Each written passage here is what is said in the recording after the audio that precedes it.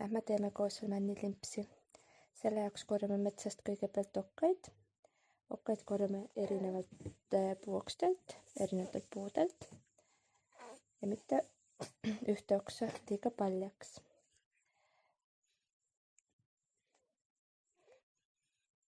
Nii, purki paneme kõigepealt läbi keedetud vee, maha jahtunud. Siin oli see umbes 4 lusikatäit seda suhkrut ja siis männiokkad. Mina lisasin ka ananassijuppe, olen näinud ka ananassilimpsi. Kuna poest tulnud ananas ei olnud eriti hea, siis kasutasin selle limpsi tegemiseks ära. Esimesse pudelisse lisasin ananasti päris natukene ja teise läks peaaegu terve ananas.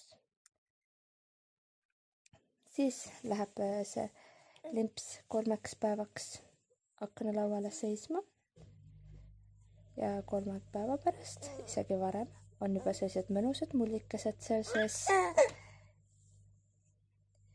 Siis avades on ta hästi gaasiline, võib isegi üle serva mullitada, hästi tugeva pärmilõhnaga. Mulle endale tundus ta natuke liiga pärmine, plaanin siin sidrunit osta ja koos sidruniga juua.